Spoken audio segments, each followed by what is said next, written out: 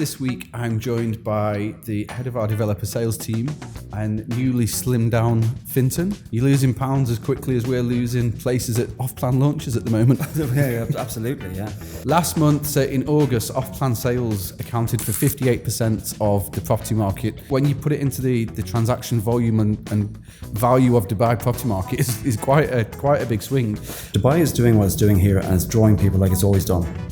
So we're seeing at the moment now that has built momentum. Any new commercial spaces being built? But we're not seeing commercial off-plan. We know this because there's a lack of commercial space. This is something that quite ironically we've suffered with as a company.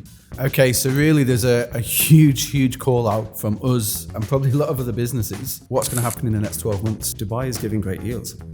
You know, there's great value for money. You wouldn't think you were in Dubai. I thought it was in Germany. Exciting times ahead. Welcome to this week's episode of Taking Care of Business. This week I'm joined by the head of our developer sales team and newly slimmed down Fintan. I think £12 in the last week you've lost? 11.5, getting there. Good work. Yeah, good going. You're losing pounds as quickly as we're losing places at off-plan launches at the moment. Yeah, absolutely, yeah. So today we are going to be talking about, we're labelling it an off-plan surge, but really what's going on in the off-plan market at the moment. We're going to be covering topics such as why the off-plan sales are soaring, what the main factors driving the market, and also the rise of international developers coming into the market. So I've just mentioned off-plan soaring, so I'll chuck a couple of stats out there and then throw the conversation over to you. Last month, so in August, off-plan sales accounted for 58% of the property market, which doesn't sound a big change from the norm, which is 50-50. Usually it's 50-50 off-plan secondary, but 8% when you put it into the transaction volume and value of Dubai property market is quite a big swing. And we're up 79% year on year compared to 2022, with so far this year, this is information at the end of August, 41,775 off-plan units being sold. So what's happening in the market? What's the cause of all this, the interest and transactions? So what's happening now, first of all, just with the data, it's important to note that there's a bit of a lag between when a property is sold off plan and when it's registered with Dubai Land Department. So what we've seen in this year has been building for some time. You go back to the start of 21 where, you know, we were projecting that it was only a matter of when, not if, that off plan would get parity with secondary sales. And now we're seeing it exceed. And I think it isn't any just one thing at the moment. There is geopolitical situations elsewhere. There's economic concerns in the Eurozone, for example. There's people that want to... So Dubai is doing what it's doing here and it's drawing people like it's always done. But there's also other factors outside of here that are pushing people to Dubai. So we're seeing at the moment now that has built momentum, not just over the last quarter. It's been over the last 18 months that we end up now where we're having the figures that we have, that off-plan is dominating. What we've got to look here as well is, why is that happening? And again, it comes back down to, I know we've mentioned it several times before, but the vision of the Sheikh and the government that they're looking at towards 2040. They want to have that population growth. And now we're seeing different industries relocating here in their droves. We know this because there's a lack of commercial space. Commercial prices have gone up as well. Well, I was actually going to come on to that later in the conversation, but as we're here now, this is something we've just released a report on as well, and we think there's a chronic undersupply of commercial real estate. I think company registrations were up 30% in the first half of the year. But a major question is, this is something that quite ironically we've suffered with as a company. There's not that many options out there. And the options out there now, the rents are 4 times, 5 times what they were 2 years ago in the commercial market. So kind of from an insider view perspective, are any developers talking about any commercial launches, any new commercial spaces being built? Funny enough, there isn't. And there's a lack. I mean, there's an opening there. We saw DIFC last week and they had 174 units in their launch. There was thousands, when I say thousands of registrations for 174 units. In that building, there was 9 floors of commercial, not for sale. So if you're holding a commercial asset right now, you can cash out if you want to reinvest somewhere else and make a very good premium. But we're not seeing the developers doing that. Maybe they'll do it as the market is rising.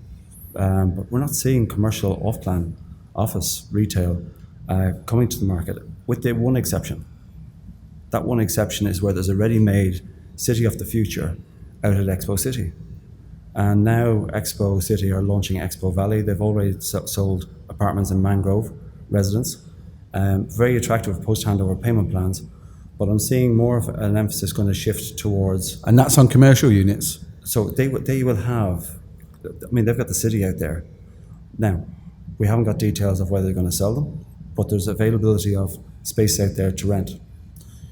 Even as far as a place that people wouldn't always identify as a commercial area, JLT.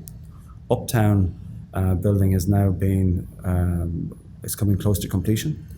22 floors of Class A office space was pre-leased. So Dubai needs to think about, okay, if these businesses are coming here and the population is growing, where are these people going to work? And I think part of, again, 2040, Expo City was one of the 5 strategic areas of growth. And if we see where the money the government is spending now, I think we're going to see the new commercial hub coming out here, close to Palm Jebel Ali. It's close to Al Maktoum Airport. And we know the expansion plans to be able to cater for 250 million people to come through there. And Jebel Ali Port. And we see today an announcement that Dubai is one of the top 5 ports globally, behind Singapore, Hong Kong, London, and the 4th one escapes me right now. Okay, so really there's a huge call out from us and probably a lot of other businesses for commercial space to be launched into the market. Coming back, flicking it back to the residential off-plan side of things. So I made a light-hearted comment at the beginning about how we're losing tokens at launches, and I think if anyone's been on social media, they'd have seen videos from the Palm Jebel Ali launch, and it's just absolute chaos and mayhem. But what most people probably wouldn't have seen is that that's not just specific to Palm Jebel Ali launch. That's every launch that's going on at the moment. But a question I've got for you is more around the frequency of launches. So how fast are developers bringing new projects to the market at the moment? For example, you and our team, how many launches are there that we're attending a week? How many different developments and different propositions are coming to the market? Well, at the moment, we're having to kind of cherry pick. If we were to attend every launch in the market, we'd get no work done. We'd have all this knowledge, but nothing to show for it. So what we're doing here is, like, I did a list of 15 just before we came in here, and I have to stop because it's ongoing. This morning, the team are down with Select Group. They're launching in Maritime City, Nautica, 1 and 2 beds, starting from 1.4 million upwards. They're now going down to Business Bay for another launch of a new developer that's come into the market. This is their first project in Arjan. Again, nice price point there for studios starting at 500,000. So you mentioned it isn't just the luxury market on Palm Jebel Ali. Last week I was down at 10 Oxford, and the expression of interest were there in their droves. Agents were there, and they said they had to deal with only the first 100 people that had tokens on that opening day, and push people and invite people to come back the second day. Such was the demand. Interesting, when I was down there, you wouldn't think you were in Dubai. I thought it was in Germany. The amount of German buyers and agents that were down there. So again, this is an indication that what we see in Dubai, we can sometimes be blinkered what we're seeing.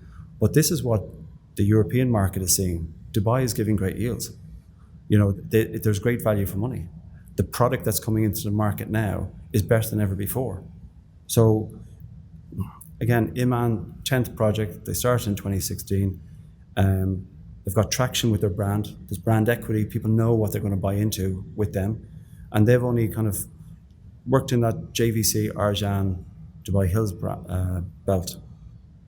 But the growth is there. And as you mentioned earlier, there's overseas developers now moving over here. So I'm going to come on to that in a minute. But a question I've got before that is, with so many developers, so many launches, is there competition between the developers in terms of flexible payment options, payment plans, etc.?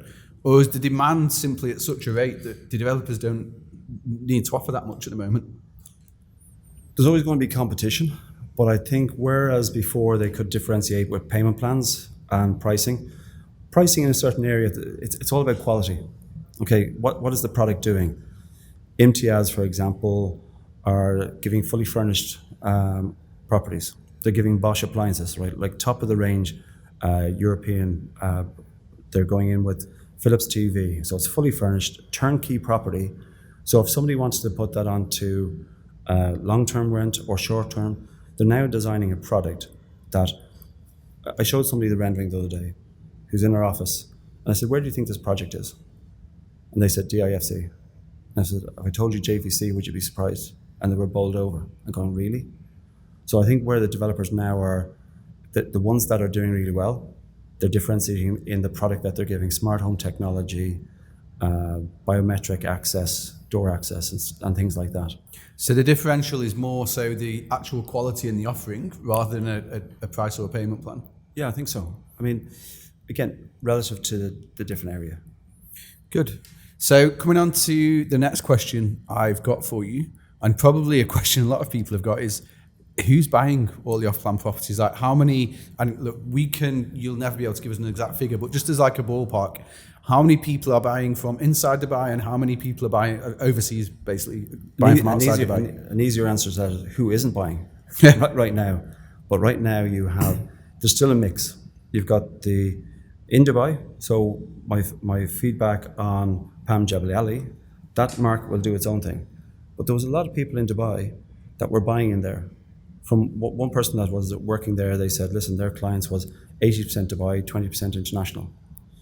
Now we expect the next phase when it comes, now the international, it'll get more traction.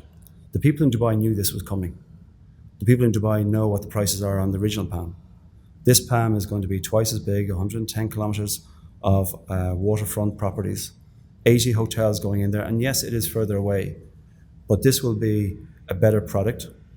Won't have the same traffic issues. From PAM Jumeirah to DXB, it takes a bit of time. Here to Al Maktoum, where we're thinking about the future, is going to be better. So internationally and on the ground here domestically, people see that as good value for money. You go back to the Iman launch, it's a JVC, it's a different segment of the market. A lot of international buyers in there. The ticket price there for a studio is about 700,000, one bed, 1,050,000 dirhams, and they see that as good value. Really nice payment plan. So why are people purchasing in Dubai from overseas and not in their home country maybe, which they might have a deeper knowledge of, or in any other part of the world? What is it about Dubai at the moment? I think with Dubai, it's not what's happening at the moment now. This has been building for some time. You go to COVID. We were coming into 2020. We were at the bottom of the market of a decline from say 2015 into 14. Now, people are saying that the market is picking up, but it's how the government led us through COVID. Dubai has got an awful lot of international credibility. And again, I go back to the Urban Plan of 2040 and D33. But do people know about that? Are people coming to us and saying, the Urban Plan of 2040 is amazing, I need to invest in Dubai? They're more aware of it than you would think, but there's also the pain points, what they're experiencing in their home countries. So it's this pull and this push effect. And I'm talking to clients in the UK, and I know their pain points, but we elaborate on them as a landlord, what their yields are. They're not getting the capital appreciation that they once were. So they're leaving. Once upon a time, mortgage interest was allowable against your rental income. That's done away with. So it's not such an attractive buy-to-let market anymore when your interest is no longer allowable. So each of these markets have their own factors that people just want to get out. Another thing too, we're talking about people are investing in real estate. They understand real estate as an asset class, but maybe they have all of their asset class in pound or euro. Now they want to diversify and still have real estate in an asset class that's pegged to the dollar. Personally, my own pain point is, in Ireland at the moment, I have a property. The market rent is 700 more. My tenants, after leaving, I have to rent that property out because I'm in a pressure zone at the same rent as the exiting tenant. And I can't, as a landlord, I own my property, rent it out at the market rent. that's enough for me to decide enough is enough. And I'm going to pull my money out and invest in Dubai. Well, do you know, so from talking to a few people myself, this is an attraction a lot of investors have with fully furnished properties over here.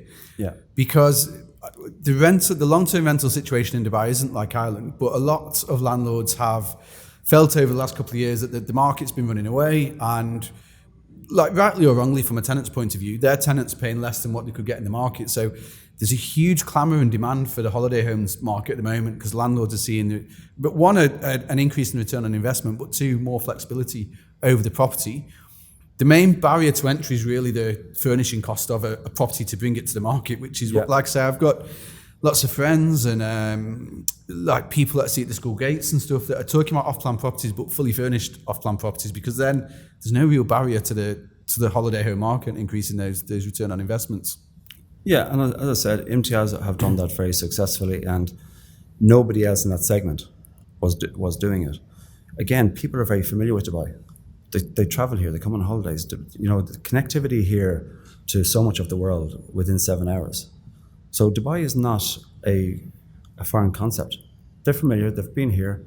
And like when I came here in 2015, the 611, which is motorway out there, was already built.